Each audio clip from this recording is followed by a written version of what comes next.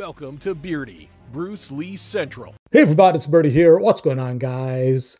Okay, so Jim Kelly is one of the most decorated martial artists of all time.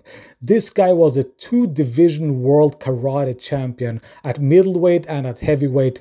And in the 60s and 70s, this guy was unbeatable. He is as legit as they come. One of the greatest martial artists of all time and one of my personal favorites. You know, I even rank him above Chuck Norris because this guy did it in two different divisions, okay? So Bruce Lee knew that, and he handpicked Jim Kelly to play the role of Williams in the movie Enter the Dragon. You know, the studio wanted a completely different actor, but Bruce Lee was adamant. He wanted a legitimate martial artist to play the role, and the role went to Jim Kelly. So Jim Kelly and Bruce Lee became really, really good friends. And they had some real brawls, okay? Some real sparring fights, like all-out sparring fights. And Jim Kelly knows exactly how fast and how strong Bruce Lee was. Now, Jim Kelly is almost twice the size of Bruce Lee. And he said that Bruce Lee would just take him apart, rip him to pieces. He had no chance against Bruce Lee. So let's take a listen to what Jim Kelly had to say about Bruce Lee. No, I'm going to tell you, my opinion, Bruce Lee was the greatest martial artist that ever lived. Okay? That's my opinion. I fought a lot of great champions. I trained a lot of great champions. But Bruce was like one step above everybody. He wasn't just a martial artist who did kicks and punches on the screen. He could do it for real. The time I met Bruce Lee was on the set of Enter the Dragon. Actually, I had just arrived in Hong Kong, and my first full day in Hong Kong, so I decided I wanted to go out to the location where they were shooting. Supposedly this was also going to be the first day of shooting. So I decided to go out there and just maybe meet Bruce and meet the other people. So I got a taxi cab, went out to Golden Harvest Studios, and I was walking around there, and I found out that I went into the office and they said, we're not shooting today. At that time, I didn't know why we weren't shooting, but anyway, they weren't shooting today. So I was walking around the studios, and all of a sudden this Mercedes pulls up, and there's two guys in the car. It was, the guy driving was Raymond Chow, and the passenger was Bruce Lee. So I was about 25 yards from them. They pull up, and all of a sudden this guy jumps out of the car. He's running toward me, this REO guy. He runs up to me, and just like it was Bruce Lee, as if he had known me for all my life. He was just as friendly and nice. He introduced himself and said, I'm so glad you're here, Jim, blah, blah, blah. And I couldn't believe he was so nice and friendly toward me. So this is the way I met Bruce Lee. And from that point on, Bruce and I hit it off very, very good. I think Bruce and I probably got along better than anyone else on the set as far as cast is concerned. He got along pretty good. He got along good also with John Saxon, I remember now. But I think between John Saxon and myself, Bruce probably got along with us better than anyone else. He really related to me because we had a similar type struggle in life. So we had a lot to talk about. We had many different type of experiences on Enter the Dragon. That was one crazy set. We had many problems on Enter the Dragon. I guess that's why I was there 3 months in Hong Kong. But one of the things that I remember was the scene in the arena when Bruce was fighting with Bob Wall. And Bob Wall picked up the bottles and he broke the bottles. And then he came at Bruce with the bottle. And originally Bruce was supposed to do a spinning crescent kick and knock the bottle out of Bob's hand and then follow up with another technique. So in the rehearsal, no, actually it wasn't rehearsal. It was the first time they were shooting for real. Bruce spun, kicked Bob's hand, and Bob held on to the bottle. So when Bruce spun, this hand came around, and Bob did not let go of the bottle. He ripped Bruce's knuckle wide open. And that was an unfortunate accident we had on the set. And that did stop shooting for several days, but Bruce had to get stitches in his knuckle. So Bob asked me afterwards, he said, Jim, do you think that I was wrong? And I said, I'm going to tell you honestly, Bob, yes, you were wrong. You should have dropped the bottle. He said, well, Bruce didn't kick my hand hard enough. I said, he didn't have to kick your hand at all, actually, because of the camera angle. But I said, he just touched your hand. You still should have dropped the bottle. Because he didn't have to kick your hand full force. When you felt the impact, you should just drop the bottle. Don't hold on to it. He said, well, I thought he didn't kick it hard enough. I said, he didn't have to kick it hard. So that was a very strange situation. And I have to give credit to Bruce Lee that Bruce wanted to explode. I could tell. He was very, very upset, but he held it within. He stayed calm and cool, walked away, didn't say a word. But I could tell Bruce was hot as hell at Bob Wall. But he just maintained his coolness and didn't say a word, walked away. Martial arts became a part of me as a teenager. Actually, I've been involved with sports all my life since I was a little kid, and I was a star in all-around athlete in junior high school, and all the way through college. And then I got involved in martial arts as a teenager. But my main thing at that time when I was younger wasn't martial arts. Actually, it was more football and track, baseball. Those were my sports. But then I started taking martial arts just to stay in shape, and I got hooked on it. So then I started setting goals. And I went to, after I graduated from high school, I had over 100 football scholarships, and I chose the University of Louisville in Louisville, Kentucky. So I went there and played football. After attending University of Louisville, my first year, I was a little disappointed with the school. It was more of a basketball school. But anyway, I quit school there, and that was based. And the reason I quit school there is because it was like a racial thing. Maybe that was a big mistake in my life to quit because of that. But one of my best buddies on the football team by the name of Charlie Johnston, black guy from Alabama. Actually, he was a junior. I was a freshman. But one afternoon in the practice session, the head coach called him a nigger. So it kind of upset me. So I said, hey, why am I putting out my blood, sweat, and tears for this coach, and he's going out, he can call a black guy a nigger. So then I kind of got upset and I left the school. But anyway, I was already involved in martial arts somewhat. So I got sidetracked from football and got more involved in martial arts. So I started studying hard in martial arts, and I started setting goals. And then one day it came to me that I really have to decide what I want to do in life. So I decided that I wanted to become an actor, because I felt that for me to be happy, and satisfied now, since I'm not going to go on and play football, professional football, I think acting would make me happy. It would give me everything I needed out of life to be successful. And those things was to make a lot of money, become very popular, and be very influential and motivational to young black kids. So but first I said, well, I can't really just go to Hollywood and maybe become a star, because I don't have anything to offer them. So, because I saw people like Jim Brown, other athletes go to Hollywood, and they were like stars overnight, because they came from an incredible professional background, athletic background. Jim was one of the greatest football players of all time, if not the greatest. And so he went to Hollywood, became a star. I said, well, what can I do? So I said, why don't I become world karate champion? And maybe I can use that to get into Hollywood. So that's what happened. I went to the World Championships in 1970 to watch. And I told my buddies, I said, look, I'm going to come back here the next year, and I'm going to be the world middleweight champion. They said, oh no, Jim, you can't do that fast. I said, yeah, I'm going to do that. So I went home that night, I laid out my game plan. My goal was to become international middleweight karate champion in 1971. And to use that goal, to pyramid that goal into becoming an actor. So I trained for a year, and I went back and I won the middleweight championship. And then I was ready to pursue my next goal.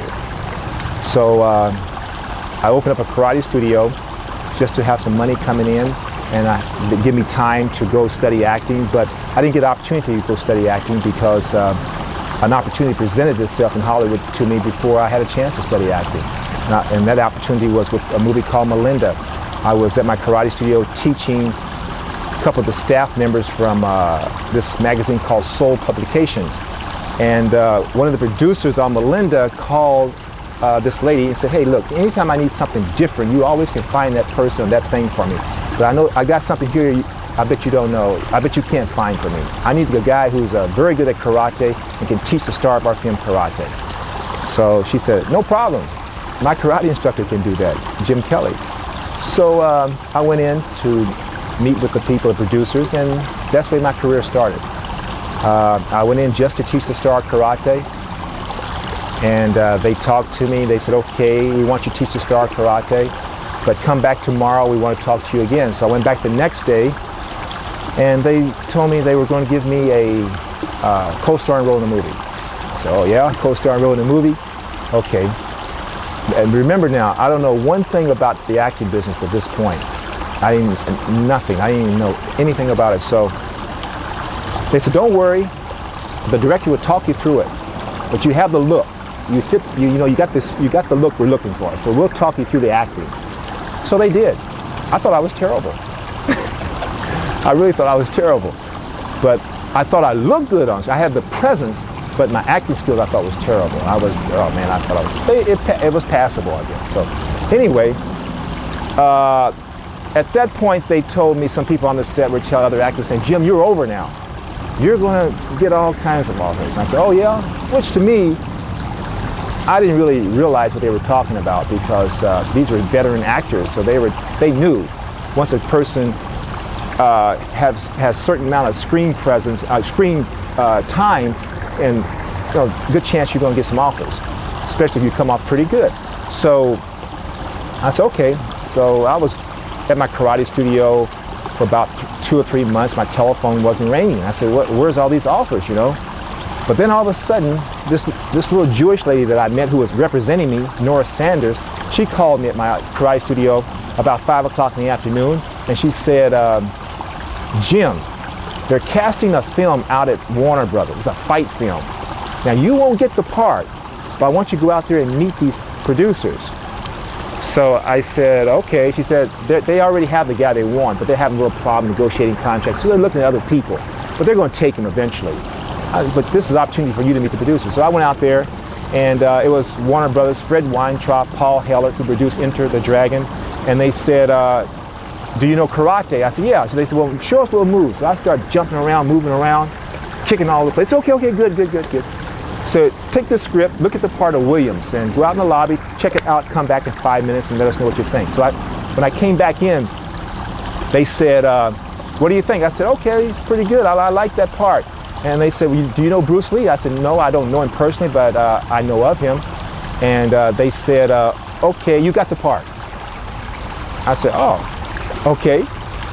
Fred Weintraub, Paul Hellert said, okay, you got the part. When can you leave for Hong Kong? So I said, I can leave now. They said, we got a passport? I said, no, I don't have a passport. You got to get a passport. So anyway, I ended up in Hong Kong. I was in Hong Kong for 3 months with Enter the Dragon. And that was an experience. Not only was Hong Kong an experience, but it was an incredible experience working with Bruce Lee.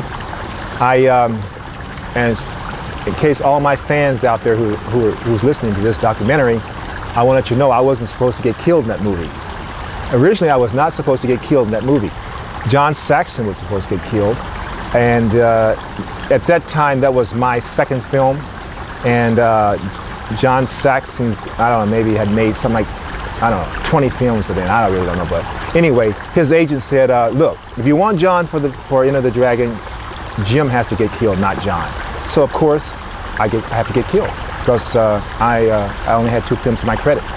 So I ended up getting killed, and but it was all right. It was Enter the Dragon to me though was like I see good parts and bad parts of it. The good part was that it gave me a lot of exposure. It really gave me exposure all over the world. It opened up incredible doors for me as far as my next move in the film business. what I really didn't like about Enter the Dragon was that I didn't really get a chance to do my thing because it was Bruce Lee's film, and I love Bruce Lee. As far as I'm concerned, he's the greatest martial artist to ever live. It was his film, so I didn't get a chance to show all those people that saw that film my true talent, because it's like, shoot this, boom, boom, boom, gone. Okay, let's move on. Okay, let's go. Bruce, one fight film take all day to fix. You set up, shoot it all day. Same fight film for me would be like, and the fighting, I didn't get a chance to really show my technique. It was like very basic, so I didn't get a chance to really do what I wanted to do until I signed a 3-picture deal with Warner Brothers. But that's what I really didn't like about Enter the Dragon, that I didn't really get a chance to really do my thing, really be me and fight the way I fight, you know. So, but it worked out, because one day I was driving to location, Fred Weintraub said, "Hey Jim, how you like the film business?" I said, "Oh, it's great, I like it. But just let me get back to Los Angeles. 3 months in Hong Kong is too long, you know." So anyway, finally got back to Los Angeles. When I got back to Los Angeles, my agent called me again, Nora Sanders. She said, "Jim, we've got to go to Warner Brothers." I said, what's so important about going to Warner Brothers? We've got to go out there. I said, okay. She said, because they wanted to talk to you about something. I said, all right. And so you meet me, as a matter of fact, meet me right here, where we're shooting this at this location. She was living at this location at the time. So that's funny. So she said, meet me at my place, and I said, okay. The deal was that Warner Brothers wanted to talk to me about a 3-picture deal to star in 3 films for them, plus an option on a TV series. To me, it was like, 3-picture deal, all right. Maybe it's because I feel today I don't take this business that serious. I don't take myself that serious, because this business is something that's completely out of my control, you know. But anyway, even then I said, hey, okay, well, let's go talk to Warner Brothers about a 3-picture deal. Now, there had been some veteran actors, some actors that they've been in the business longer than me. They probably, oh man, I got a 3-picture deal. Oh man, you know, oh man, I see my house in Beverly Hills, see my Ferrari. To me, it's like, hey, okay, we got a 3-picture deal. Let's go talk to him, you know. So that's the way I looked at it. So anyway, I ended up talking to the chairman of the board at Warner Brothers, Ted Ashley at the time. Did a 3-picture deal with Warner Brothers, signed a 3-picture deal, option on TV series, and some merchandising stuff. So I did that. Black Belt Jones, the first one. Golden Needles, the second one. Hot Potato, the third one. And Black Belt Jones was incredible experience. It was my first film that I was a star. I'm the man, you know. Gloria Hendry was in that, very beautiful lady. I enjoyed working with her, but it was me. Everything, I was the man that had to make that thing work. And that was, and I didn't feel that much pressure, but it was an incredible experience for me. And that film made a lot of money. It made, like I said before, it made close to $20 million, around $20 million on a $400,000 budget. And then I did Golden Needles with Joe Don Baker, Elizabeth Ashley, and Burgess Meredith. That was a successful film. Then I did Hot Potato by myself again. Oscar Williams wrote that script. We went to Thailand. We shot that in Thailand. Movie shot for $300,000 maybe. Made something like $2.5 million in New York in 1 week. Over $2 million. So now, here's a film made for $400,000, $2 million in New York alone. So I thought, like I said before, I thought the name of this game was for the star to make money. Is he box office? Yeah, I was making money for these people, a lot of money for these people. And at this time, I wasn't getting any type of percentages. You know, it was just because I was new on the block. So then after that, I started doing films for other people. And I did some very good films with other people. I worked with Jim and Fred, and how many films? 3 the Hard Way, Take a Hard Ride, 1 Down, 2 to Go, and did some other films. But that's the way I got started in the movie industry, you know. That's the way I got started. Well, I'll tell you one thing, going back to Enter the Dragon, one thing I missed about that, now I don't know what happened to Bruce Lee. I've heard so many stories, so I really don't know. But I know one thing. Before whatever happened, there's supposed to be another film with him. So before I left Hong Kong, Bruce and I talked, and he said, look, Jim, we're going to do another film. Will you come back to Hong Kong with me and star in my next film with me? And that's the way we left it. Next thing I knew, you know what happened. So that would have been one hell of an experience to do a film with Bruce and be one of the stars in the film with him, you know. So that didn't happen, but who knows. So I don't know. At least I had a chance to work with him, meet him, and learn a lot from him.